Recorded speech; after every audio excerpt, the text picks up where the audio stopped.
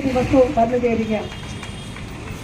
ഇവിടെ നിരാഹാരം അനുഷ്ഠിക്കുന്നത് Kerala ASHA health workers അസോസിയേഷന്റെ സംസ്ഥാന general secretary Shrimati MA. Bindu, ജില്ലാ ഭാരവാഹികളായ ശ്രീമതി തങ്കമണി, ശ്രീമതി ശോഭ എന്നിവരാണ്. ആദ്യ ദിവസം ശ്രീമതി ശ്രീജയായിരുന്നു ഈ നിരാഹാരം തുടങ്ങിയത്.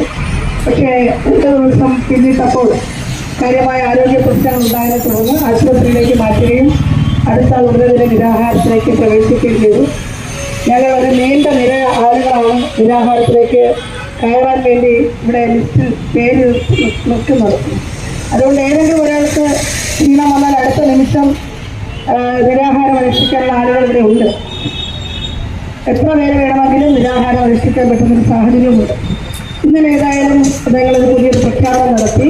കാരണം കൂടുതൽ ആളുകൾക്ക് നിരാഹാര സമരത്തോടൊപ്പം ഐക്യപ്പെടണം എന്നുള്ളതുകൊണ്ട് പ്രത്യേകിച്ചും ആശാവർക്കർമാർ അങ്ങനെ മുന്നോട്ട് വന്ന സാഹചര്യത്തിൽ നാളെ 24-ാം തീയതി കൂട്ടുപവാസം വെച്ചിരിക്കുകയാണ്.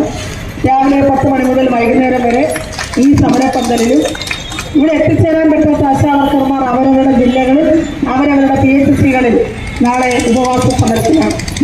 അപ്പോൾ അത് കഴിഞ്ഞ് വീണ്ടും നിർദ്ദേശങ്ങൾ വരുന്നത് വീടുകൾക്കുള്ളിൽ വനിതകൾ ഈ സമരത്തോട് ഐക്യദാർഢ്യം പ്രഖ്യാപിച്ചുകൊണ്ട് നിരാഹാരം അനുഷ്ഠിക്കുന്നൊരു വാർത്തയൊക്കെ വരുന്നുണ്ട്. തീർച്ചയായിട്ടും അതും ആലോചിക്കാവുന്നതാണെന്നുള്ള നിലയിൽ എത്തിച്ചേർന്നിട്ടുണ്ട്.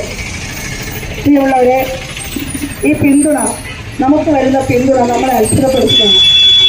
നമ്മൾ ഫെബ്രുവരി 10-ാം തീയതി വരുമ്പോൾ, നമ്മൾ ഇവിടേക്ക് കടന്നു വരുമ്പോൾ നമ്മളല്ലാതെ, നമ്മുടെ കുടുംബാംഗങ്ങളല്ലാതെ നമ്മളെ ആരെങ്കിലും പിന്തുണയ്ക്കോ നമ്മൾ പ്രതീക്ഷിച്ചിരുന്നില്ല.